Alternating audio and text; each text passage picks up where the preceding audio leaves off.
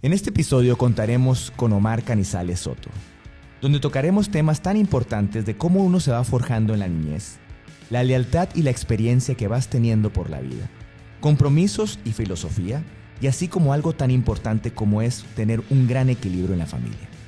Además, hablaremos de sus experiencias que lo forjaron en esta vida y donde tocaremos temas tan importantes en su desarrollo profesional, siendo un alto ejecutivo en Cervecería Cuauhtémoc Moctezuma, hoy Heineken, y 13 años consecutivos como presidente de la Liga Mexicana del Pacífico, donde es considerado el presidente más exitoso que ha tenido en la historia esta liga. Acompáñanos, no nos vamos a ir por el camino fácil. En la cumbre nos encontramos con caminos rocosos. Por su experiencia, supo cómo salir adelante y verán cómo ha guiado como un buen Sherpa a mucha gente. Hola Omar, ¿cómo estás? Bienvenido a la cumbre de los Sherpas. Muchas gracias, Jorge. Al contrario, un honor que me hayas invitado a esta iniciativa que me parece maravillosa. Gracias por estar con nosotros aquí y dar este arranque a este nuevo proyecto. Encantado. De verdad es una gran responsabilidad el que me hayas elegido para ser como una especie de padrino de Así lo es. De este podcast, y sin embargo creo firmemente que esta iniciativa que tienes es magnífica. Gracias, así lo será. Pues mira, Omar, me gustaría empezar a platicar contigo y a ver que me cuentes un poco qué te da a pensar esto que te voy a mencionar. Durmientes, paseo del tren, niñez. Bueno, mis raíces, el lugar de donde vengo, donde siempre lo tengo presente, pero que hace muchos años que no estoy ahí, que no vivo ahí, pero bueno, lo recuerdo con muchísimo cariño. Son mis bases, mis formaciones, mi familia, Empalme, Sonora. Muy bien. Y cuéntame un poco, sé que al final del caso, entre lo que tuviste la oportunidad de tus raíces ahí en Empalme, y también tuviste que en algún momento irte a vivir o migrar a Tijuana, a Baja California, ¿no? Y que también tuviste ahí un crecimiento. Y de ahí me sale que uno de tus hermanos mayor, el famoso Tigre, pues va hablando en el tema de que un Sherpa es un guía. Pues tengo entendido por algunas anécdotas que él pues fungió por un poco de ser un cuidador de un niño algo inquieto y con liderazgo en el barrio, ¿no? Vaya, sí, efectivamente, Ernesto, mi hermano, que es apodado y conocido mundialmente como el Tigre, realmente fue un guía para mí. Vivíamos en los barrios bajos de Tijuana, ahí donde aparentemente no hay oportunidades para crecer, pero que siempre hay un espacio para aprender. Y bueno, creo que Ernesto, mi hermano, me salvó de algunos de los peligros porque yo era bastante aventado, era bastante agresivo en términos de las cosas que se hacían. No me daba miedo nada.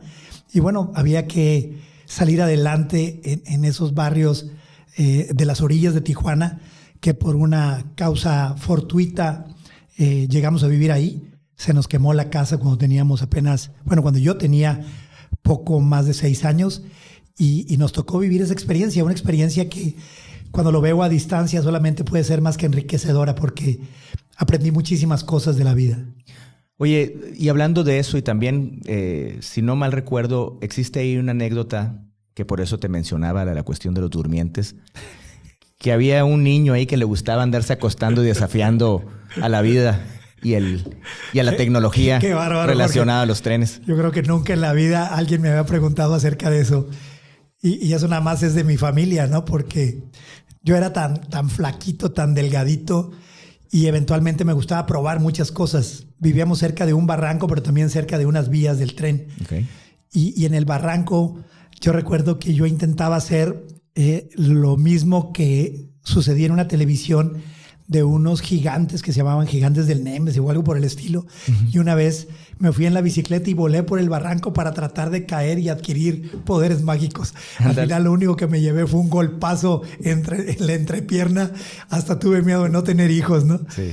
Y el otro tema de los durmientes, sí, yo quería probar que yo era tan delgado que me podía pasar el tren por encima y no me iba a pasar nada porque estaba tan delgado que podía quedarme abajo y los rieles del tren me quedaban arriba. Sí. Gracias a que el tigre, mi hermano, me sacó a patadas de ahí de los durmientes, estos que todavía estoy vivo y puedo estar platicando contigo. Así es que sí, le debo la vida a mi hermano el tigre. Oye, pero también ahí me imagino que en esos tipos, pues me imagino que habrá sido muy enriquecedor y también fuiste forjando tu liderazgo, porque sé que dentro de lo que mencionaba, que eras un niño inquieto, sabías que pues tenías poder el control con la pandilla, si quieres llamarle así, no sé cómo le llamabas en esos entonces, y fungías un poco ese echado para adelante y entrarle en... Fíjate que evidentemente cuando eres niño no eres consciente de tu capacidad de liderar, ni tampoco simplemente haces algunas cosas y algunas no tan buenas de las que me acuerdo, pero al final del día efectivamente sí yo tenía un liderazgo con el grupo de jóvenes de mi edad, de niños de mi edad. Y recuerdo que de alguna manera mi Sherpa, mujer, pues era mi mamá. Dale. Porque mi mamá nos enseñó en aquella circunstancia que nosotros, nos repetía a menudo que nosotros no teníamos mucha más fortuna que la gente que vivía ahí y que aunque nosotros vivíamos ahí, era solamente por una circunstancia fortuita, el hecho de que se nos hubiera quemado la casa en una colonia diferente donde vivíamos ahí y nos tuvimos que mudar allá. Y nos decía, ustedes no son iguales.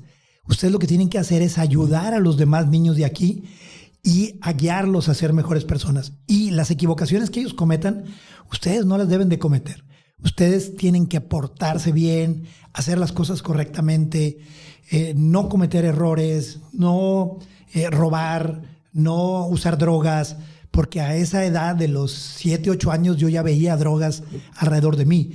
Y sin embargo te puedo decir con mucho orgullo que al día de hoy nunca he probado las drogas, ¿no? Y producto por esa chip que me insertaron de niño, donde mi circunstancia era diferente, pero que yo no era igual a los demás. Y creo que eso me marcó para creérmela que yo podía hacer cosas buenas y no necesariamente quedarme con lo que todo el mundo hacía en aquel momento. Ok.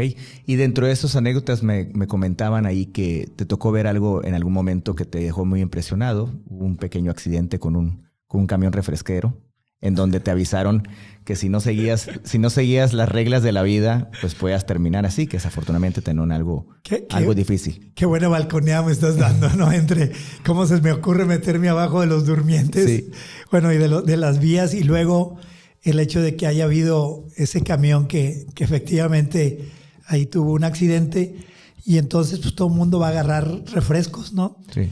Y entonces yo mandé al grupo que yo lideraba ahí de la colonia a que pues, agarraran refrescos y los llevaran para luego tomárnoslos. Sí. Cuando mi mamá se enteró de eso, me regañó y me dijo que yo no debía robar. Entonces le dije, no, yo no robo, yo mandé que se lo robaran.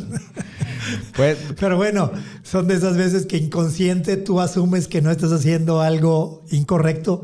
Con el tiempo, por supuesto que lo entiendes, pero bueno, esa fue una gran anécdota. Igual que cuando me peleaba, ¿no? Mi mamá me decía, me encontré una vez peleándome y yo estaba abajo y ella llega y me salva. Uh-huh. Y entonces me lleva a la casa y me dice, mira, nunca andes buscando pleito. Sé que eres muy peleonero tú. Okay. Si sé que andas buscando pleito, te voy a pegar una vez. Pero si sé que te pegan y te dejas, te voy a pegar 2 veces, me decían. Y ya cuando se iba saliendo ahí del cuarto me dice, pero nada más asegúrate una cosa, que cuando te vayas a pelear, vas a ganar. Nunca te pelees si no estás seguro que vas a ganar. Okay. Y eso también fue algo que me marcó, porque eso no solo es en el tema de los pleitos de niño, sino incluso cuando en los temas de negocio, en los temas en donde tienes que enfrentar ciertas batallas, tienes que saber cuándo tienes que iniciar una batalla y cuándo no, ¿no? Claro. Cuándo tienes una batalla perdida. Y bueno, bajo qué circunstancias tienes que manejar esa filosofía de vida. ¿Que me ha servido? Pues sí, mucho. Yo creo que al final del caso, y sobre todo en la relación que todos llevamos en nuestras vidas con las personas y todo eso, ahorita escuchándote, lo que ya, como bien dices tu mamá, una guía, que ya estoy viendo cómo sentaron muy bien tus bases. Como siempre, pues las mamás siendo el principal núcleo de la familia, y que un buen consejo de ella nos prevalece para lo que ahorita podemos hablar más a futuro, lo que ha sido tu exitosa carrera. Pero ahorita que estabas hablando en el sentido que eras peleonero y todo eso, pues sé que en el transcurso de tu vida fuiste deportista. Y en uno de esos lapsos andabas en el boxeo. Oye, hace rato me preguntabas que si había algún tema que me incomodaba. Creo que nunca me había sentido tan un poco incómodo porque como que esa parte oscura de mí no la conocía mucha gente o no la conocen más que mis hermanos y amigos muy cercanos a mí. Fíjate que sí, producto de toda esa energía, yo siempre fui un niño con mucha energía y tratando de canalizar esa energía, me metí mucho en el deporte. Desde los 5 años empecé a jugar béisbol. Y era bastante bueno para jugar. Me llevaron a algunas ligas a jugar al centro de la ciudad, que ir al centro de la ciudad para los que vivíamos en las orillas no era tema fácil. Okay. Y después de jugar, todavía yo seguía teniendo más energía, pero también en el barrio, ahí en las orillas de Tijuana, pues tienes que aprender a defenderte, a defender lo tuyo, a defender que no te obliguen a hacer ciertas cosas, porque eventualmente me tocaba que querían que yo fumara marihuana y yo no quería. Y me tuve que pelear 2 o 3 veces para hacerme respetar y al final lo conseguí. Pero producto de esa habilidad que vas desarrollando de defenderte, pues tienes ciertas habilidades para pelear. Y acompañando a mi padre a su trabajo, había un campeón nacional que trabajaba ahí en la fábrica donde trabajaba mi papá. Y entonces yo preguntándole cosas, veía yo la extrema velocidad que él tenía. Entonces, oye, me gusta cómo tú boxeas. Entonces empecé a boxear con él y me dijo, oye, no boxeas mal, ¿por qué no te vienes? Hay para categorías más chicas. Obviamente yo sabía que si le decía a mi mamá, no me iba a dejar. Mi mamá toda civilizada, claro. Mi papá le encantaba el box. Y entonces yo dije, bueno, voy a quedar bien con mi papá, no le voy a decir a mi mamá. Era una época en donde el box era una cuestión de que los fines de semana llegaba el hombre de la casa y los sábados se juntaban y pues todo el mundo quería ver a su ídolo y pues ya me imagino que la gran ilusión de tu papá pues era ver a algunos de sus hijos ser boxeadores, ¿no? Sí, no lo platiqué con él así a detalle de que yo iba a ser un boxeador profesional, sino que pues mi papá desafortunadamente él estuvo mucho tiempo ausente porque una vez que se nos quemó la casa, él tuvo que trabajar 24 horas. Trabajaba en esa fábrica de día y luego después iba a la casa por la tarde a cenar y luego era el velador de esa misma fábrica. Entonces era muy pesado el tiempo, no pasaba mucho tiempo. Y yo que me sentía muy cercano a él, trataba de irme con él, sobre todo los fines de semana que yo no iba a la escuela y siempre tratando de congratularme pues, con él, ¿no? Y yo lo veía dándole tan duro que yo quería que él se sintiera muy orgulloso de lo que yo hacía. Y cuando empecé a entrenar, evidentemente no le dije nada a mi mamá. Y cuando llegó el momento en que ya estaba casi listo para debutar, ya me habían dado mis vendas y mi bata y mi short y todo, mis zapatillas. Se lo platiqué a mi hermano, el más chico. Okay. Tengo 3 hermanos y 2 hermanas. El más chico, Bogart. Y entonces a él le dio miedo. Se dio cuenta que ya me iba a subir al ring. Que ya esto se estaba haciendo realidad. Entonces, antes de irme a la pelea, me noquearon y ya no pude ir porque mi mamá me agarró y me dijo, ven acá, ¿qué es esto? Me abrió mi cajón, encontró todas mis cosas ahí. Pues ya le tuve que decir lo que era y le dije, no, pues tengo que ir a boxear. No, que vas a boxear ni que nada. Y ahí se me acabó mi carrera de boxeador, afortunadamente. Pero bueno, te repito, era por esa energía que tenía, por esos deseos de ayudar en mi casa. Entiendo. Me iban a pagar $70 por 4 rounds. Ya en ese entonces ya tenía yo como 12 años, porque ya iba a la secundaria y me podía alejar un poco más de la casa. Pero sí fue toda un proceso, esos años entre la primaria y la secundaria, hasta antes de regresar a Empalme de nuevo a vivir, esa época de vivir en Tijuana. ¿Qué fue tu aprendizaje? Digo, comentas como el tema de cómo fue la anécdota, cómo pues al final, pues tu madre cuidándote y que agradeces ahorita que qué buena decisión tomó, pues inteligentemente. Pero me imagino que en ese lapso, pues los mismos instructores, los entrenadores, la gente con la que te rodeabas, ¿tuviste a alguien que recuerdas o algún tema que dijiste, me visualizo o estoy haciendo un gran hábito ya con el solo deseo de estar haciendo este ejercicio tan popular? Porque es un deporte muy popular en México, pues el boxeo, y que hemos tenido a grandes, tú que sabes mucho del deporte, que hemos tenido a grandes representantes mundiales. ¿Qué es lo que tú te puedes llevar en ese tipo de deportes que a lo mejor pasaron por un lapso de tu vida importante en tu desarrollo y que piensas ahorita, esto me dejó marcado para como soy ahora? La disciplina. Okay. La disciplina, porque tenías que trabajar duro para lograr primero aguantar los primeros rounds, luego ser capaz de tirar golpes durante 3 minutos ininterrumpidamente. Tú no dimensionas, cuando tú ves a un boxeador allá arriba, tú nada más crees que es bien fácil pararte y dices, tira, claro. Y eso no es así, ¿no?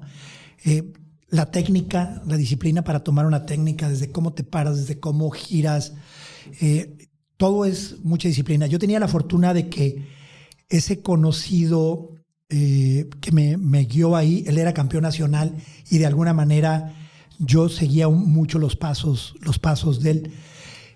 Pero al final del día era no andar consumiendo, no fumar, por ejemplo. Ya a esa edad muchos de mis amiguitos fumaban. Uh-huh. Yo no he fumado a lo largo de toda mi vida. El descansar, el alimentarte, no porque no era parte de nuestra cultura en ese momento. Lo que había en la casa había que comer. Era lo que se tenía que comer. Pero sí el descansar, el no desvelarte, el entrenar, el ser constante. Eso es un poco lo que te marca. Luego me marcó mucho más adelante el tema, porque yo hago mi carrera becado jugando básquetbol, y la disciplina y el trabajo y el orden, eso te da muchas otras cosas en el futuro, ¿no? Claro. Pero me quedo con todo. Si yo pudiera repetir mi vida, la repetía igualita porque me divertí. Yo tengo una conferencia que he dado a algunos jóvenes que se llama Víctima o Protagonista. Entiendo. Y a lo largo de mi vida, es más, tú y yo tenemos, bueno, yo tengo un compadre que es tu cuñado, uh-huh. Guillermo Hernández, y alguna vez yo le decía, en algunas épocas pico de términos exitosos de mi carrera profesional, le decía, compadre, eventualmente me da miedo porque estoy tan feliz, estoy tan completo, me siento tan bien, que no sé en qué momento me va a llegar el mal tiempo, porque yo sé que esto es cíclico. Y me decía, oye, compadre, porque él conocía un poco esta historia. Uh-huh. Tú ya pagaste todo esto, cabrón. Claro. Tú ya las viviste desde que estabas niño y joven. Y yo no lo había pensado así. Le decía, no, yo realmente nunca me sentí víctima de las circunstancias. Fui a la escuela descalzo, no me daba pena. Mi hermana Marta, que es mayor que yo, platica que a ella le daba mucha pena que yo iba con unas botitas de bombero a la escuela. Y a ella le daba pena y a mí me da risa, ¿no? Claro. Yo no me acuerdo que me diera pena. Pero mi personalidad, mi carácter, mi entereza, mi energía, no sé qué fue lo que me llevó, pero al final del día me he divertido mucho a lo largo de mi vida. Tanta diversión que en ese momento pues vamos a llegar al punto que terminamos con esta parte de tu vida donde está el famoso bilis. No te digo, pues todas las balconeadas me las estás dando. No, pues digo parte de eso, ¿no? Sí. Es parte de la vida, ¿no? Yo he tenido la fortuna de vivir como en 9 ciudades y me he cambiado de casa como 16 veces. Y cuando me encuentro a alguien que me dice bilis, evidentemente evoco cuál es la época en la que me pusieron ese apodo. Pero cuando me lo pusieron, realmente no me sorprendió. Me lo pusieron en la prepa, una vez que yo ya había regresado a Empalme a vivir, después de haber hecho mi primaria y mi secundaria en Tijuana. Pero cuando me pusieron bilis, me acordaba que yo cuando estaba niño, cuando me enojaba o que uh-huh. algunas cosas, yo vomitaba literalmente bilis. La bilis. Y entonces yo decía, bueno, ¿por qué me pasa eso? No sabía en aquel entonces. Después ya más grande lo entendí. Uh-huh. Pero sí, siempre tuve un carácter muy fuerte, un carácter que a lo largo de mi vida aprendí a controlar. Y es una de las grandes satisfacciones y una de las cumbres, te diría, que yo he alcanzado. Bien. Porque apenas tenía 17 años por una molestia tan grande y una reacción que dije, ¿qué estoy haciendo? Entonces tengo que aprender a controlar mi carácter. Al final, creo que lo he conseguido. En la última etapa de mi vida aprendí muchísimo a moderarme mis reacciones y aprender a manejar, que eso es uno de los temas, conocerte a ti mismo y aprender a ir perfeccionando tu personalidad o a cambiar esas sobrereacciones que ni siquiera tú conoces, ¿no? Claro. Pues digo, vas formando tu carácter y la verdad es que no dejarás de pensar que puede ser lo razonable. Tienes que vivir todo tipo de emociones, pues para lo que vas a llegar a ser al hombre que estás tratando de lograr, lo que a lo mejor tu madre visualizó contigo. Y sobre todo que tú estás en esa visión, ¿no? O sea, yo quiero ser este Omar. Y pues para eso pues tenemos que mejor, como te lo decía ahí tu compadre, pues qué bueno que en tu juventud, en tu niñez lo fuiste viviendo, lo aprendiste desde entonces, qué bueno que no pasó a mayores y eso pues hace que te puedas convertir en una persona pues que te puede generar algún orgullo para ti, ¿no? Porque yo creo que primero tenemos que empezar por ahí, ¿no? Estar orgullosos de nosotros mismos, ¿no? Así es, así es. Oye, Omar, y luego ya después ahorita que platicabas y llegaste y fuiste becado por cuestiones deportivas y todo eso, ¿a qué edad te empezó? Porque sé que siempre visualizaste, yo quiero estar en las mejores escuelas, ¿no? ¿En qué momento fue donde tú ya lograbas esas becas, estabas estudiando la preparatoria y para llegar a las mejores universidades o que te visualizabas estudiando en ciudades más importantes de donde se puede relacionar más el tema estudiantil de tus tiempos? ¿Cuándo te empezó ese gusanito que todo mundo que queremos estudiar lo tenemos? Mira, si bien es cierto, cuando estaba en Tijuana, en realidad yo no tenía mucha conciencia de... El medio no te ayudaba o no me ayudaba mucho para tener como esa visión de qué quería hacer y cómo lo iba a hacer. Sabía que tenía que ser una persona respetuosa de los mayores, de mis padres, honrarlos, cuidar a mis hermanos, a mis hermanas, etc. Sin embargo, cuando regreso a Empalme, producto de una situación económica muy difícil, me tocó una devaluación muy importante que ya de por sí una economía muy lastimada en nuestro hogar. ¿En qué año fue eso? 76. Sí, sí. Y nos vemos obligados a regresar a Empalme. Y entonces cuando llegamos a Empalme, mi hermano, el Tigre, se tiene que quedar a Tijuana a trabajar para ayudar un poco a mi papá para que nosotros, el resto de los hermanos, pudiéramos pues medio sobrevivir. Y también estar en escuelas públicas. Estábamos en escuelas públicas todos. Y estando en Empalme me doy cuenta que la mayoría de la gente quería trabajar en el ferrocarril. Un trabajo muy digno, por supuesto. Claro. Y la principal fuente de trabajo de Empalme, por eso se llama Empalme, porque es un empalme de vía de trenes. Y ahí estaban los talleres generales del ferrocarril y todo el mundo quería trabajar ahí. Y les pagaban bastante bien y las casas estaban muy bien y todo el mundo... En Navidad se iba a Nogales a comprar su ropa y sus regalos, etcétera. Pero ahí yo sentía que eso no era lo que yo quería para mi vida. Entonces yo te diría que como a los 17 años tomé como conciencia de que yo no quería ser ferrocarrilero. Mis abuelos habían sido ferrocarrileros, mi abuelo, mi papá. Después mi hermano mayor llegó y empezó a ser ferrocarrilero. Y tenía la ilusión de poder hacer otras cosas y ayudar a mi familia. Y entonces fue cuando me propuse que yo tenía que salir a estudiar una carrera y a ayudar a mi familia. ¿Hay alguien que te guió en ese lapso? Porque me imagino, me estás hablando de unas fechas, ahorita a lo mejor las nuevas generaciones con toda la información que tenemos sobre internet, en redes y todo eso, sabemos las oportunidades que podemos ir a buscar, pero en esos tiempos, ¿quién fue la guía? ¿Quién te llevó para eso? ¿O dónde lo vistes? Yo creo que fue providencial y gracias a dos amigos que compartíamos un poco la filosofía. Era Rubén Castro, se llama. Él es un oceanólogo, un doctor en oceanología muy prestigiado en la Universidad Autónoma de Baja California, que ya se va a jubilar después de 38 años de carrera. Y el otro, Ricardo Castro, que actualmente vive en Mérida. Los dos empalmenses estudiábamos en la prepa y éramos vecinos.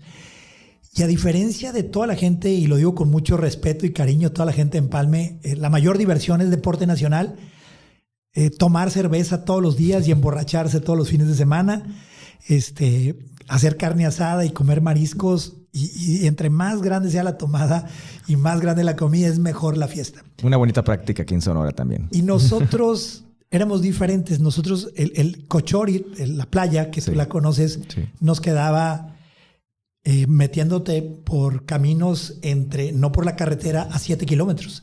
Y nosotros nos levantábamos a las 6 de la mañana, corríamos hasta el Cochori, 7 kilómetros, nadábamos medio kilómetro hacia adentro, nos regresábamos medio kilómetro, hacíamos abdominales y nos regresábamos 7 kilómetros y luego agarrábamos una pelota de básquet para jugar. y nos platicábamos de lo que queríamos hacer. Okay. Y entonces ahí salió el oceanólogo que decíamos, ¿qué es eso, cabrón? Perdón por el tecnicismo. No, claro. Entonces, no, es que a mí me gusta mucho el mar y quiero entender todo lo que sucede con la vida y las corrientes y esto y el otro. Y me voy a ir a estudiar a la Universidad Autónoma de Baja California. Bien. Y el otro quería ser ingeniero y entonces, no, yo me voy a ir a Nuevo León y voy a hacer esto y el otro. Y entonces decía yo, bueno, pues yo también tengo que definir un plan. Y justamente creo que entre el ejercicio que hacíamos los tres y entre que entendíamos que queríamos no ser ferrocarrileros y queríamos ayudar a nuestras familias, fue que hicimos nuestro plan.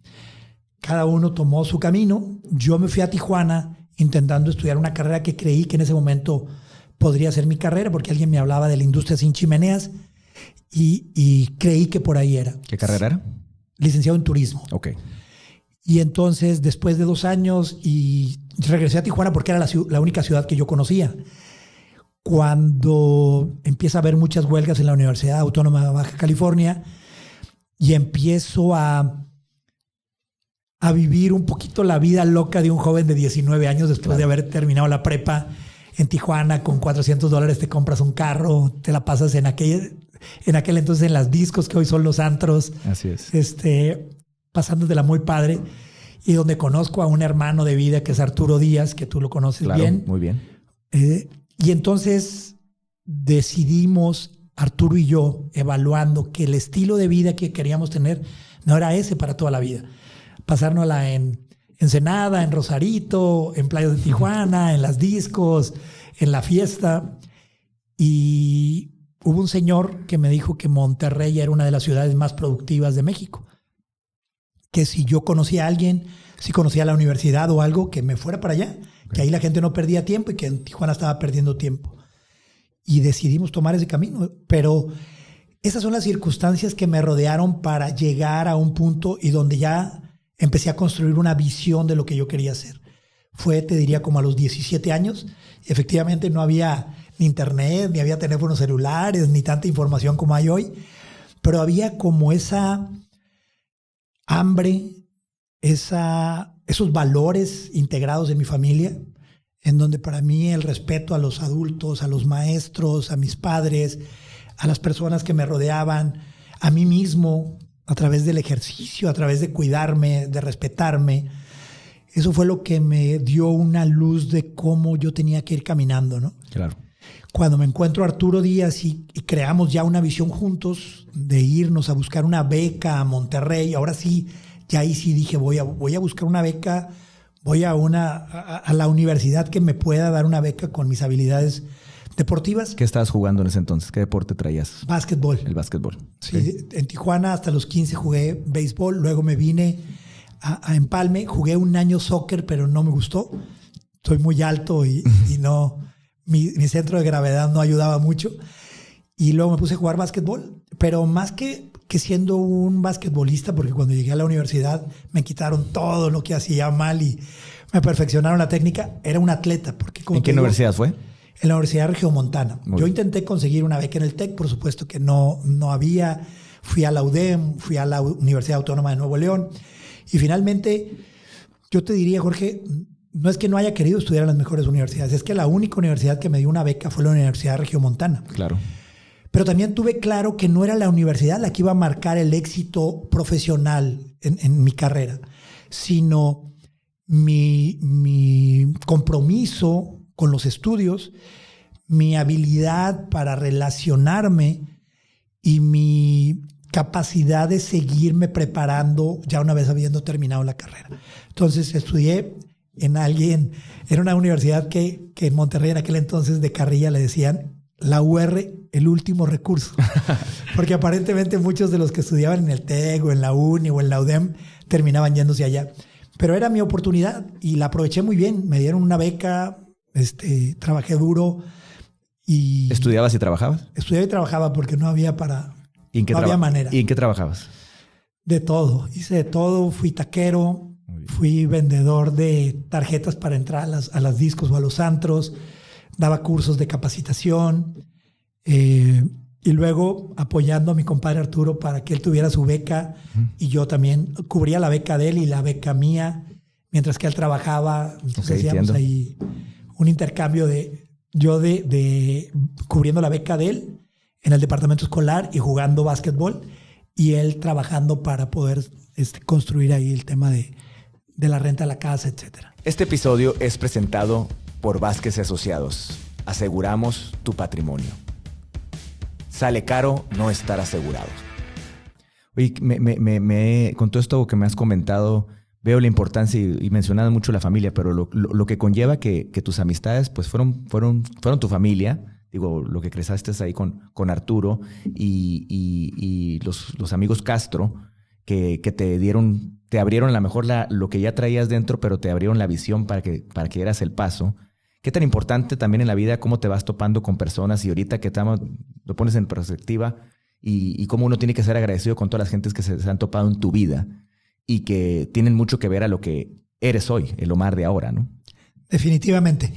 Yo soy un hombre muy agradecido y también así lo concibo. Sigo teniendo una gran relación con ellos. Nos mantenemos en comunicación, hacemos Zooms de vez en cuando, brindamos en los cumpleaños y nos tomamos una copita de vino. Recientemente Rubén me acaba de echar una llamada diciéndome que finalmente se va a jubilar y que quiere que hagamos un viaje por Europa o alguna parte. Qué bien. Con Ricardo no hemos establecido eso, pero seguramente lo haremos. Y con Arturo, pues hasta el día de hoy seguimos hermanados, viviendo en la misma ciudad, compartiendo grandes cosas. Y bueno, creo que esos amigos, como otros que tengo también, han sido muy, muy valiosos en mi experiencia de vida. Claro. Y hablando de amigos y otros guías que te fuiste encontrando en tu camino y otros Sherpas, me voy a pasar un poco ya a la parte de cuando empezaste a trabajar, ¿no? Y voy a hablar en el tema de que trabajaste en empresas importantes. Sé que trabajaste en agencias de publicidad, trabajaste un tiempo en Gamesa, pero tu trayectoria se formó más en cervecería. Correcto. Y ahí tienes ahora un gran amigo, que ahorita es un gran amigo tuyo, pero pues que fue tu guía, tu tutor, Jorge Mario Cornejo. Y me comenta ahí que en el momento cuando te entrevistó, tú creo que ya habías pasado por cervecería y te volvieron o sea, dejaste tan buen sabor de boca, ahorita que te escuchaba de que, claro, yo creo que, o sea, tenemos una ventaja, vivimos en un país donde hay grandes universidades y todo eso, y pues a lo mejor las oportunidades se presentan en alguna y hay que ser agradecidos con la escuela donde estuvimos, pero también lo que te vas forjando en la vida. Y eso hizo que al final estuvieras entrevistándote y recomendándote con grandes directores en empresas muy fuertes, ¿no? Y uno de ellos, Jorge Mario, me comentaba que ya habías tenido una oportunidad de haber trabajado, no sé en qué lapso entraste y volviste y te fuiste, y que te volvieron a recontratar y ya entraste en un puesto en donde te empezó a formar mucho tu desenvolverte en la mercadotecnia, lo que tengo entendido, ¿no? ¿Qué fue esa experiencia para ti? Bueno, sí, sin duda, para mí, mi gurú, no solo mi Sherpa, es Jorge Mario Cornejo, ¿no? Tengo entendido que le dices el mister. Le digo el mister porque se fue a vivir a San Diego. Y bueno, yo también envidio poder vivir a San Diego como él, ¿no? Sí, Jorge Mario me marcó y me sigue marcando a lo largo de mi vida. Y bueno, si podemos hablar de un guía y a niveles máximos, es él. Tuve la fortuna, porque sé que mucha gente no tiene la fortuna de tener un guía así, de haberlo conocido. Yo entré a trabajar en cervecería en 1986, un par de años después de haber egresado de la carrera. En aquel entonces, la cervecería Cuauhtémoc, que era como Grupo Alfa, era una de las empresas más deseadas por medio mundo para trabajar ahí. Y cuando me contratan ahí, la gente que trabajaba, mis compañeros, era pura gente egresada del TEC. Cuando se dan cuenta que yo soy de la UR, no entienden cómo yo entré a cervecería. Cuando, habiendo tanto egresado del TEC y siempre queriendo contratar gente del TEC, ¿por qué me habían contratado a mí? Entonces yo me reía de ellos diciendo, a ver, ustedes se la pasaron ahí pagando dinero y matándose en la escuela, y al final aquí estoy yo igual que ustedes, para que vean que realmente no se trata de en qué universidad estudiaste, sino en cómo te aplicas los conocimientos, con qué responsabilidad trabajas, etc.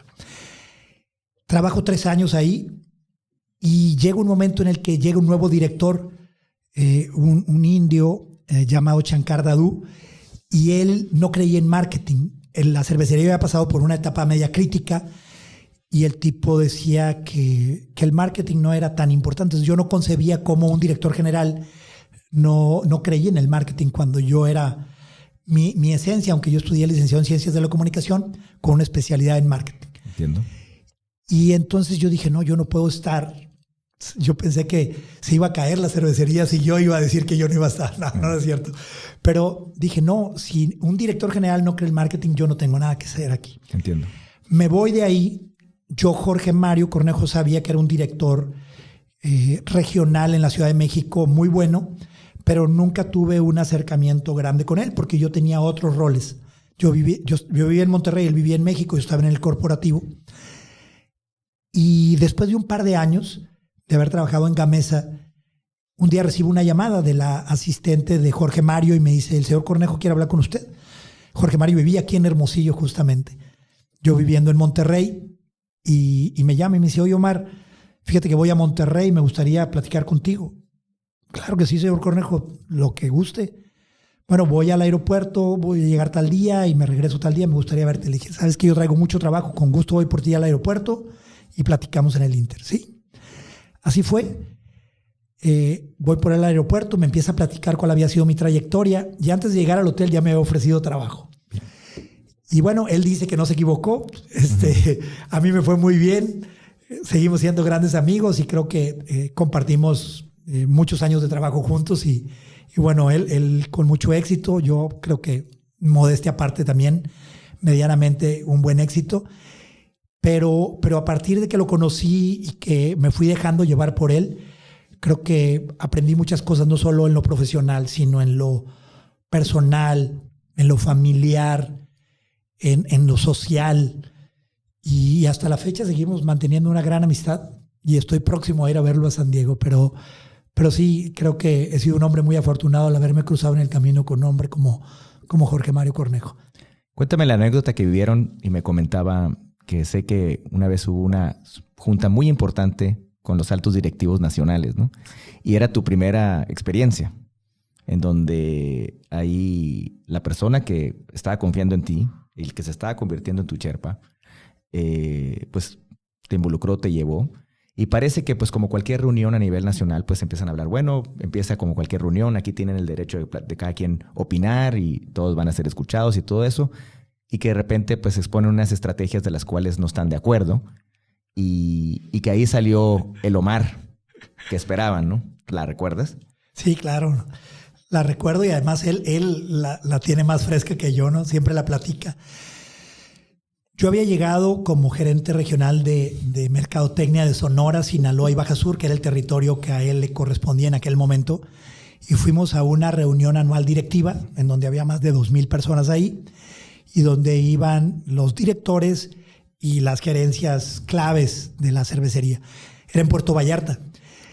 Y había un nuevo cuerpo de directivos a nivel de la alta dirección y estaban en el estrado platicando de el enfoque que querían darle a la cervecería en aquel momento, de la agresividad que querían tener en algunos territorios del país para tratar de ganar mayor participación de mercado y rentabilizar la compañía. Y entonces se las vamos a platicar, dijo el director general, aquí está el director de marketing, aquí está el director de ventas. En aquel momento el director de ventas era José Antonio Fernández, que es el actual CEO de FEMSA. Y era subordinado del director general. Y entonces empiezan a hablar de cómo iban a eficientar el gasto y cómo creían que iban a ganar mayor participación con un gasto más eficiente. Entonces Jorge Mario, mi Sherpa, se levanta y dice, oye, yo no estoy de acuerdo que todo el mercado lo traten por igual. Si nosotros en el noroeste de México, Tecate es muy fuerte, tenemos que cuidar el liderazgo de la marca, tenemos que consolidar nuestra participación y seguir rentabilizando. Creo que si nos recortan recursos vamos a estar a merced de la competencia. Entonces, apenas iba diciendo eso cuando el director general se levanta y dice, oye, Jorge Mario, tú siempre un poco, yendo en contra de la corriente, tienes que estar más abierto. Creo que lo que estamos planteando hace sentido, pero a ti no te hace. Entonces yo levanto la mano. Yo era un ejecutivo de apenas, me acuerdo si 29, 30 años y era mis primeros 2 meses en la compañía y era la primera vez que yo veía a todo ese mundo de gente ahí, ¿no? Entonces levanto la mano, me paro, me salió, yo no lo pensé, lo hice instantáneamente. Primero, porque creía en lo que estaba diciendo Jorge Mario y segundo, porque pues era mi responsabilidad defender a mi guía, a mi Sherpa, a mi jefe. Entonces le digo, oiga, licenciado, no voy a decir el nombre porque después se convirtieron en grandes amigos todos ellos. Tuve la fortuna de que sean mis amigos. Le digo, no entiendo. Primero aquí se paran y dicen que quieren escucharnos para ver cómo enriquecemos la compañía. Y Jorge Mario empieza a dar un punto de vista que a mi juicio es muy válido. Y ustedes, en lugar de escucharlo, todavía ni siquiera ha terminado y le dicen que no. Y entonces ya no lo dejan avanzar. La organización no va a crecer si en realidad no escuchan a los que estamos en la línea. Y creo que Jorge Mario tiene mucha razón en lo que está diciendo. Y entonces se crea un silencio sepulcral en 2,000 gentes ahí, 2,000 personas. Y entonces dicen, bueno, vamos a hacer un break, regresamos ahorita. Nos vamos. Para que se calmaran las aguas un poco. Para que se calmaran las aguas, nos vamos y nos vamos al baño. Yo me voy a ir pegado con él. Y de repente pasaban por un lado de nosotros, algunos los van a correr a los dos. ¿No? Entonces Jorge Mario, que tiene también un carácter fuerte, decía, pues que nos corran. Dijimos lo que teníamos que decir, pero a mí no me decía él nada. Total, ya llegamos ahí al baño, ahí las carrillas y todo. Regresamos y obviamente no pasó nada. La cervecería es una gran organización de mente abierta. Todo el mundo defiende sus puntos de vista y al final del día tuvo razón Jorge Mario. Nos entregaron los recursos que había que meterle a esta región. Hasta el día de hoy, fíjate, estamos hablando de 1991. Okay. Ve cómo el dominio de Tecate en esta zona se mantiene y gracias a la defensa que él hizo. A 30 años. A 30 años y sigue siendo un bastión de la cervecería. En aquel entonces Cuauhtémoc Moctezuma, hoy Heineken. Uh-huh. Pero esa es la anécdota y entonces él siempre dice que agradece mucho mi valentía y mi fidelidad. Las palabras fueron la lealtad. La lealtad. Y sobre todo en el aspecto de que ahorita lo mencionabas, llevabas apenas 2 meses. Apenas, pues digo, cuando alguien va formando una relación con su jefe, o pues digo, ¿qué tanto hubo ahorita que me comentabas desde que ya te contrataron? ¿Cómo pudo haber hay clics entre personas con los que se convierten en tu camino guías o hasta uno después se convierte en su guía? ¿Y qué tan importante también tiene que ver en eso para que uno se sienta respaldado, para que uno pueda hablar? Y ahorita que comentabas, ¿no? Pues yo creo que como todo mundo que hemos tenido la oportunidad de participar en foros y que tienes que ser escuchado, pues sí, digo, tiene que haber las diferencias y las discusiones y todo eso, ¿no? Si no, pues no es parte para que se llegue a una mejor resolución y todo eso, ¿no? Y es para lo que tenemos que estar preparados, no sé si estás de acuerdo. Sí, mira, Jorge, y pareciera cuando estaba platicando así que todo fuera vida y dulzura en una relación. La verdad es que no. Con Jorge Mario, si alguien era exigente y mucha gente lo reconoce, yo creo que, es más, palabras del propio José Antonio Fernández, el CEO uh-huh. de FEMSA, es que el mejor director de ventas que ha tenido la cervecería ha sido Jorge Mario. El jefe más exigente que yo he tenido ha sido Jorge Mario. La persona que más te exigía, pero que más te apoyaba. Entiendo. Que más te guiaba. Qué buen equilibrio, ¿eh? Y yo aprendí muchas cosas de él, no solo en lo profesional, sino en lo personal. Y algunas veces me llevé algunos jalones de orejas. Y algunas veces llegué a sentirme como desamparado de él. Y cuando yo llegué a hablarle o a preguntarle o a reclamarle, entre comillas, él me respondía como, te mandé ahí no porque ya creía que supieras, sino porque sé que tienes la capacidad de hacerlo. Entonces síguele. Cuando yo creía que estaba yo ya tronando, ¿no? Porque me mandó a algunos territorios donde no dominábamos y yo decía, le dije, oye, yo pensé que me querías y que me habías mandado para que yo creciera. Y me dijo justamente eso. Y entonces, como esas frases, me dijo otras. Interesante. De vida muy padres, ¿no? Algunas hasta de muy chuscas. Cuando le pedí aumento de sueldo porque iban a ser mi segunda hija. O sea, mi segundo hijo, que es una niña, una mujer. Me dijo, Jorge Mario, fíjate que pues ya sabes que tengo a Luis Omar, mi hijo, y entonces quería ver si me podías dar un aumento de sueldo porque ya van a ser mi hija. Y me contestó riéndose, oye, pelao, porque así decía de repente, yo te pago por lo productivo que seas aquí en la empresa, no por lo que hagas allá en tu casa. No por la otra producción allá en casa, claro. Entonces, esas frases las usé yo también con algunos de mis colaboradores en el transcurso. En el transcurso de mi carrera, ¿no? Claro. Y de ahí digo, qué bueno que tocas ese tema, pero también sé que pues uno cuando va creciendo y va haciendo sus pininos en la cuestión de manejar tus ingresos, tus patrimonios y todo eso, pues por ahí sé que cuando esa llegada de tu hija, pues viviste las experiencias de lo que a lo mejor a mucha gente se ha vivido o lo hemos vivido, y en esos entonces que se entregaban cheques y de repente te das cuenta que no estaban los fondos suficientes, ¿no? ¿O cómo está esa historia? No, sí sabía que no tenía fondos, pero ya era experto en la materia. Mi hijo Luis Omar nació de 6 meses y bueno, en una emergencia como esa tuvimos que meter a mi esposa al hospital y luego, teniendo 6 meses, Luis Omar se tuvo que quedar 56 días en incubadora en Monterrey, en uno de los mejores hospitales de aquel entonces de Monterrey, el San José. Y cuando yo tenía que sacar a mi hijo, tuve que firmar pagarés por varios millones de pesos cuando yo ganaba apenas miles de pesos. Entonces, cuando ya me vengo a trabajar acá a Hermosillo, hice un plan de pagos que duré 3 años pagándolo, pero gracias a Dios mi hijo salió adelante. Gracias. Cuando Paulina nace aquí en Hermosillo, ella es hermosillense, yo tampoco tenía dinero. Entonces, bueno, pero quería que naciera con todos los cuidados, sobre todo con la experiencia que había tenido con Luis Omar. Entonces, pues la atendieron ahí en la clínica y lo mejor posible y todo. Yo sabía que no tenía fondos, pues tuve que dar un cheque para poder sacar a mi mujer con mi hija. Y bueno, ya después fui respondiendo y finalmente terminé pagando todo. Pero bueno, son de esas cosas que uno tiene que hacer para sacar adelante a la familia, ¿no? No, imagino que ahorita se vive, y yo creo que todo el mundo en la experiencia de la vida, pues siempre hemos pasado el tema de que pues ahora ya con la cuestión de que vas a la tarjeta, todo está definido y de repente pues ves el saldo que está terminando.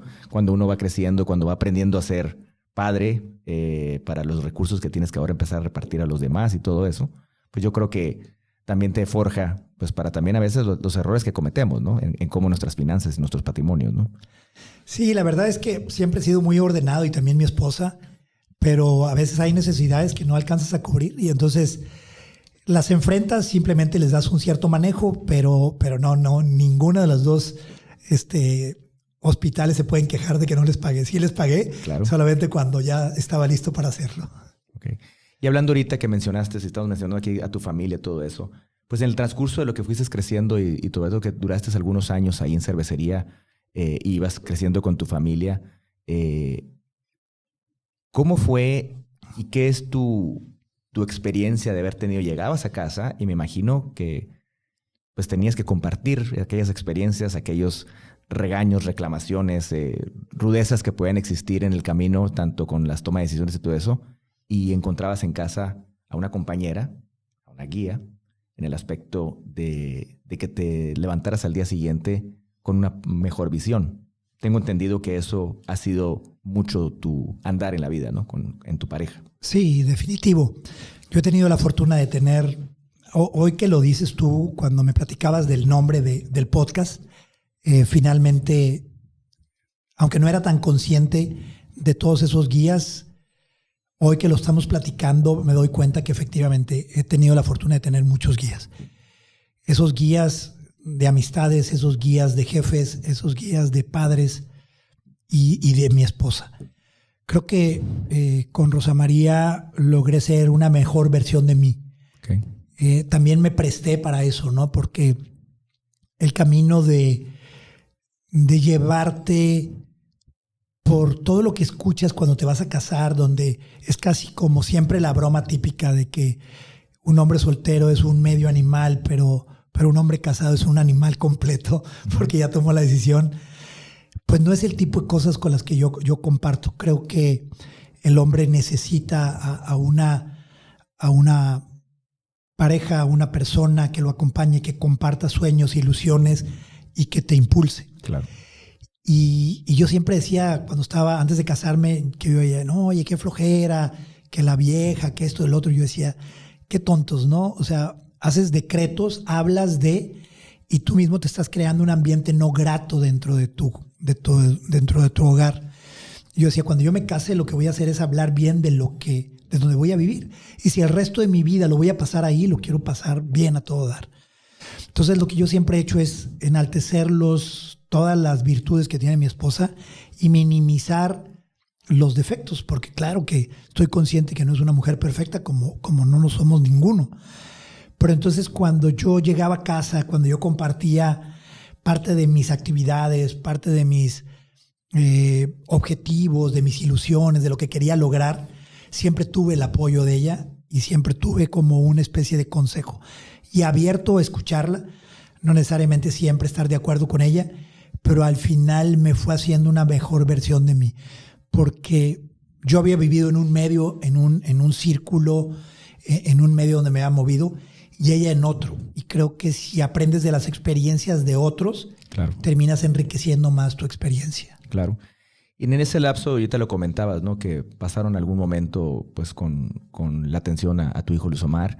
Imagino que eso también, que gracias a Dios, como me mencionas, él está muy bien, pero me imagino que fueron algunos momentos difíciles donde también tuviste que sacar toda esa casta que hablamos hace rato de que te forjaste como una persona fuerte, un hombre fuerte. ¿Cómo viviste tú como padre, esposo y como persona esa experiencia que a lo mejor uno pues puede flaquear, te desequilibra y porque empiezas a ver qué tan importante es a un ser querido que llegó a este mundo para que tú ahora lo desarrolles, lo cuides, te conviertas en su futuro Sherpa? ¿Y qué experiencia nos puedes compartir en ese aspecto? Bueno, sí es muy duro porque primero tú te haces como una película de lo que crees que va a suceder. Va a llegar el noveno mes, la semana número 42 o lo que sea, y ahí va a nacer y vamos a esperarlo y esto y lo otro. Y de repente se revienta la fuente, eres primerizo, no sabes qué está pasando, se pone en riesgo el que puedan nacer y el que puedan hacer bien. Y cuando llegamos al hospital casi nace sobre la banqueta. Entonces fue como muy, muy fuerte la experiencia porque te das cuenta que la vida te cambia de un momento para otro. Todas esas ilusiones, planes que tienes, te puede cambiar. Entonces, cuando entra mi esposa al quirófano y luego sale el doctor y me dice, ya nació tu hijo, casi lo agarro a golpes, ¿no? Porque le digo, ¿cómo? Pues si no puede nacer. Pues sí, pero ya nació. ¿Y cómo está? Pues está vivo. Y entonces fue así como un choque. Y entonces lo que haces es, no piensas nada, simplemente piensas que tienes que ser fuerte para apoyar a tu esposa. Te dicen que se va a morir. En 8 días lo tuvieron que operar 3 veces. Ya despídanse de él porque ya se va a morir. Oigan, reaccionó muy bien, está muy bien, y a los 3 días otra vez. Y entonces todas esas cosas lo único que te van forjando es el carácter. Te vas dando cuenta que por más cosas que tú pongas de esfuerzo que hagas para que las cosas salgan como tú quieras, hay algo que se sale de tus manos. Y afortunadamente yo tengo la fortuna de tener el don de la fe, de creer en un Dios, de creer en alguien superior del que te puedes asir cuando estás frágil, cuando estás débil.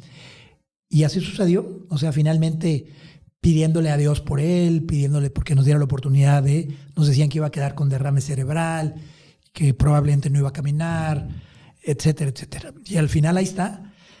Habla 3 idiomas, se graduó del TEC, vivió en Francia, en Canadá, y él bromeando cuando le preguntaron en su plan de vida, dijo, nací pesando 1,50 kilos y ahora lo traigo en un cachete, porque está bastante bien reportado mi hijo. Y ahí lo único que pasó fue ponerme en manos de Dios, platicar con mi gente más querida, más cercana, y a mí no me importaba lo que yo tuviera que pagar para que mi hijo estuviera bien, ¿no? Entonces, al final del día, hay una enorme satisfacción de haberlo sacado adelante, de que nos costó un dineral, el que haya nacido, le decíamos, el niño de oro, por lo que habíamos tenido que pagar, pero tampoco nunca pensé que, pobre de mí, ni tampoco pensé, pobre de mi hijo. Simplemente lo vivimos, confiamos en Dios, seguimos trabajando, lo sacamos, teníamos que estar, no podíamos ni comprarle un monitor porque tenía que respirar y tener que checarlo. Entonces mi esposa se la pasaba toda la noche poniéndole la mano para sentir que sí respiraba, etcétera, ¿no? Entonces son cosas que te marcan. Ahorita me estás recordando y me estás así generando una emoción muy especial, pero siento que es como prueba superada, ¿no? Claro. Ahorita nos mandó un mensaje, está en Monterrey, en una boda, ya llegó allá, nosotros llegamos acá a una reunión acá en Hermosillo. En fin, son de esas etapas que ya pasaron, que ya le dimos la vuelta y que nos sentimos muy orgullosos de eso. Imagino que te hace ver la vida escuchándote de qué son las cosas las prioritarias en la vida, ¿no? Que es lo principal y es el amor, es esa cercanía que puedas tener con tu creencia en la vida y pues los felicito por eso porque pues, al fin y al caso, estoy seguro, han creado un gran hombre. Sí, estamos muy contentos. El par de hijos que tenemos son maravillosos y muy, muy respetuosos, muy, muy buenas personas. Claro. Oye, Omar, después hay algo muy trascendental en tu carrera y que te convertiste en algo, sobre todo para la gente que vivimos aquí en el norte del país, en un deporte el cual queremos mucho, nos gusta, que es el béisbol, que pues me comentabas, pero lo practicaste, fue tu primer deporte, por lo que acabo de escuchar hace unos momentos con el que jugaste, y terminaste siendo presidente de la Liga Mexicana del Pacífico, la Liga Invernal, aquella liga que pues juegan grandes jugadores y que después trasciende en ir a jugar, a competir en los mejores públicos y panoramas para competir con pues, el caribeño, ¿no? Que siempre anda a la pelea y pues que termina siendo todo. Es mucho. De aquí viene un panorama que dan un brinco muy grande a las ligas mayores en Estados Unidos, ¿no? ¿Qué fue esa experiencia para ti? Y sobre todo, pues la gente te puede buscar en las redes, en internet, y llegaste a tener grandes logros, muchos campeonatos, pusiste muchos estadios, se pusieron a primer nivel, mejoraste mucho el tema de la afición, que se comentara muy, muy familiar, pero pues también con la cuestión de grandes recursos para que todos los presidentes y directivos de cada equipo, que también es un tema con lo que también tuviste que trabajar, ahorita podemos decir que es de las mejores ligas de béisbol del mundo. Sí, así es. Fíjate que uno nunca sabe de todo lo que es capaz hasta que lo intenta. Y cuando yo salgo de la cervecería después de 20 años de trabajar, me ofrecen que me entreviste con los dueños de los equipos para ver si yo podía ser el presidente de la liga. Me gustó el reto y también tenía ganas de poner al servicio de algo que me apasionaba tanto como el béisbol, mi conocimiento de marketing y el área comercial.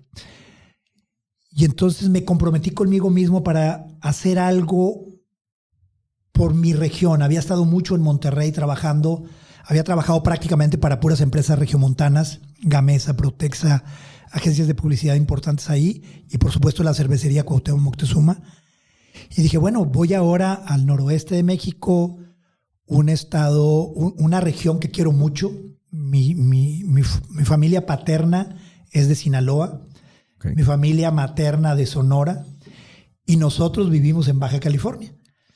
Entonces, además, yo ya había sido gerente regional de mercadotecnia de Sonora, Sinaloa y Baja Sur. Entiendo. Y después fui director de ventas de todo el estado de Baja California. Entonces conocía todo el noroeste. Cuando me ofrecen venirme como presidente de la liga, después de haber hecho una entrevista con los presidentes, me ofrecen a mí la presidencia. Hice un compromiso conmigo. Dije, no puedo pasar desapercibido por este tiempo. Esta liga es una liga que quiero porque aquí me inspiré mucho en el béisbol, conocí mucho el béisbol cuando vivía en Empalme, y entonces tengo que hacer algo, no me puedo ir. No soy gente de béisbol, pero sí quiero mucho el béisbol. Y entonces ese compromiso que hice conmigo mismo fue lo que me permitió tener una gestión muy exitosa, y gracias a Dios y con pues modestia aparte, los logros ahí están, los números. En solo un periodo de 13 años prácticamente remodelamos o hicimos nuevos casi todos los estadios de la liga, con excepción del de Navojoa, que tuvo una pequeña mejora, pero todos los demás nuevos o completamente remodelados. Eso dio pie a que pasáramos de 1.430.000 aficionados por temporada a 3.770.000 aficionados por temporada. Eso generó un círculo virtuoso. Más gente en los estadios, más personas en los estadios, más ingreso, claro, más consumo, más la posibilidad de vender más souvenirs. Eso generó mayor atractividad para las marcas, mayores patrocinios.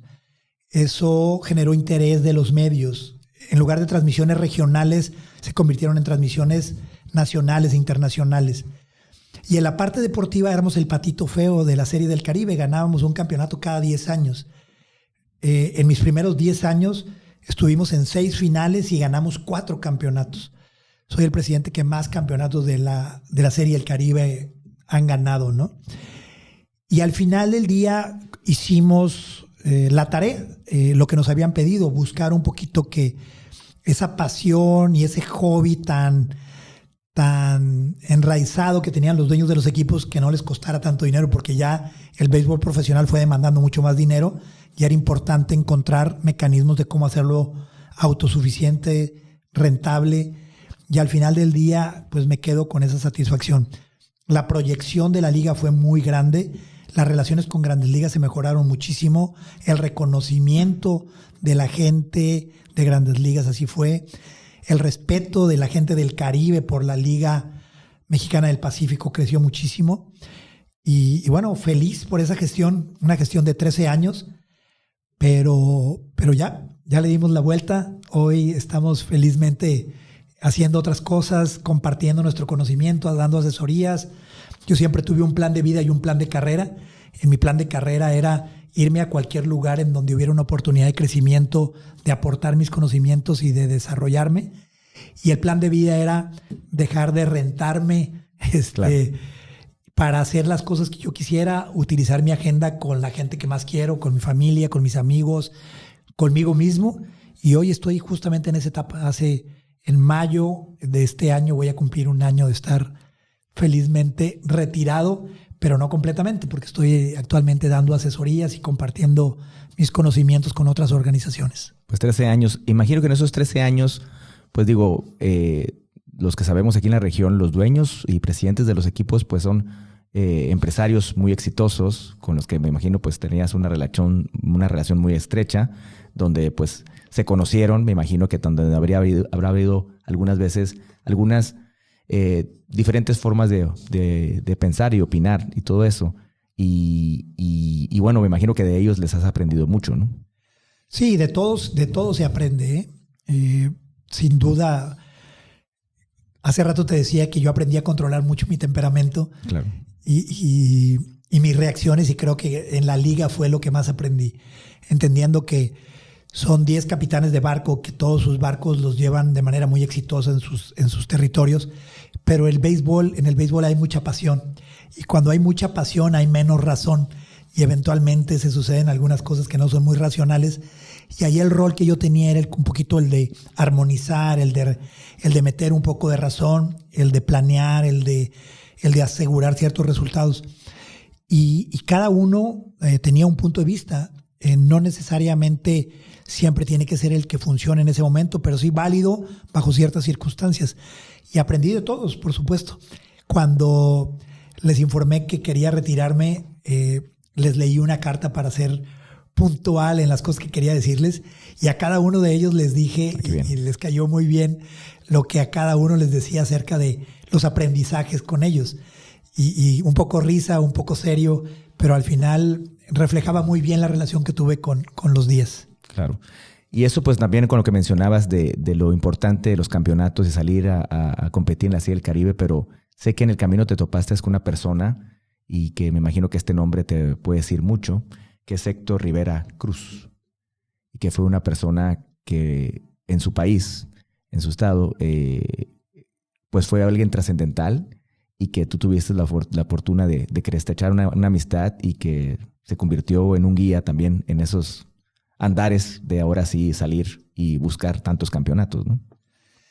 Sí, bueno, que en paz descanse mi amigo Héctor Rivera Cruz, un abogado brillante que tiene una gran historia en Puerto Rico, porque él fue pues ministro de justicia, se puede decir, de aquel país, defendió un caso extraordinario que hasta una película hicieron sobre eso. Correcto. Y tuve la oportunidad de conocerlo y que me conociera. Y a veces en el Caribe es un poco, ¿cuál sería la mejor expresión sin que suene mal? Es un poco medio encarnizado la búsqueda de intereses de cada una de las ligas y de la Confederación del Caribe. Pero al final, Héctor, a pesar de ser un abogado recio, muy determinado, pero muy íntegro, cuando tú lo convencías de algo, te apoyaba mucho. Y al principio parecía que íbamos a chocar por nuestras personalidades, pero al final se terminó convirtiendo en un gran aliado mío. Un aliado que fue el que me ayudó a que las series del Caribe se produjeran con más frecuencia aquí en México, reconociendo que México era el mejor organizador de series del Caribe. Y a pesar de que al principio él era uno de los que no creía en eso, después de conocerme, de explicarle las razones, de conocer cómo pensaba yo, cómo intentaba ayudar a toda la confederación, a todas las ligas, se convirtió en un gran amigo. Desafortunadamente falleció hace un par de años, no pude estar en su última despedida, pero tengo pendiente ir solamente ahí a San Juan a visitarlo allá a la tumba. Pero grandes recuerdos, me haces que me emocione un poco con el gran Héctor Rivera Cruz. Qué bueno, qué bueno. Y eso, pues eso hace, volvemos a lo mismo, ¿no? Todo lo que va llevando en cada etapa de la vida, que vas conociendo a nuevas personalidades y que a veces, yo siempre me hago esta pregunta, Omar, que a veces he llegado a conocer a gente a la que a esta cierta edad los voy conociendo y uno se pregunta, ¿dónde estabas en la vida? ¿Por qué no apareciste antes, no?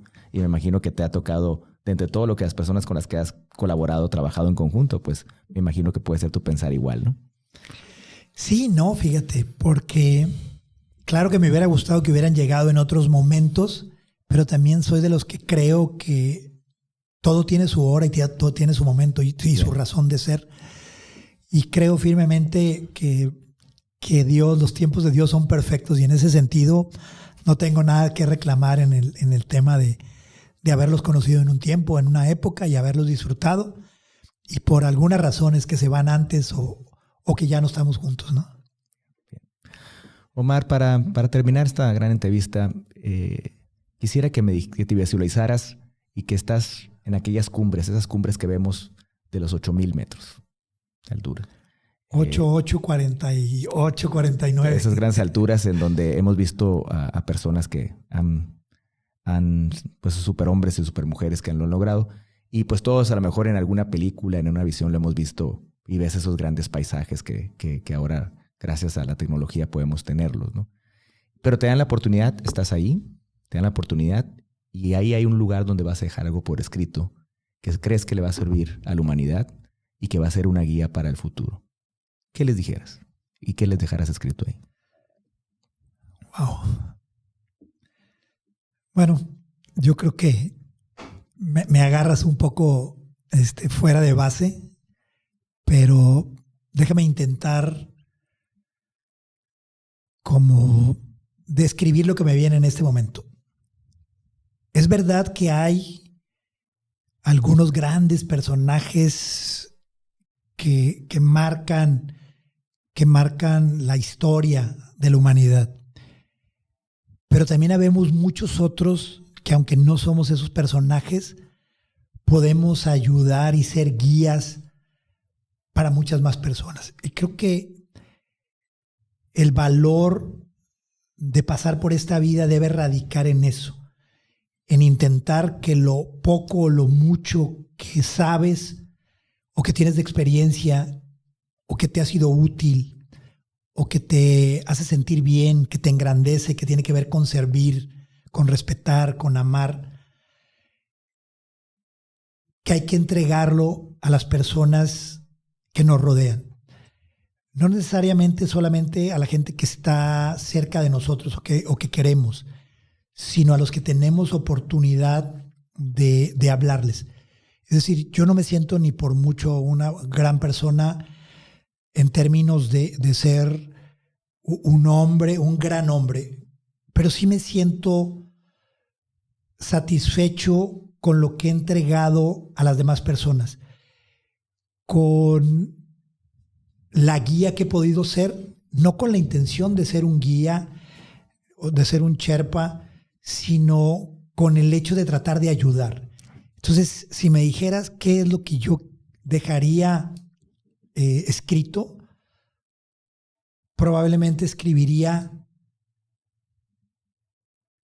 ayuda y sirve a las demás personas. Pues precisamente por eso tenemos este espacio para tener personas como tú, y que sabemos que en muchos rincones, en muchas áreas, hay gente que nos puede dar siempre unas buenas enseñanzas, y pues tendremos siempre abiertos para estar abriendo sus micrófonos a esas personas, y te agradecemos que ahora nos hayas acompañado, y pues que los éxitos sigan, Omar. Gracias, Jorge. Te felicito por este esfuerzo, por este proyecto. Creo que va a ser todo un éxito. Ha sido un poco medio con cierto nervio llevar esta reunión. Es una gran responsabilidad. Estoy seguro que este esfuerzo se va a ver recompensado por este gran trabajo y esta intención que tienes de ayudar a las demás personas.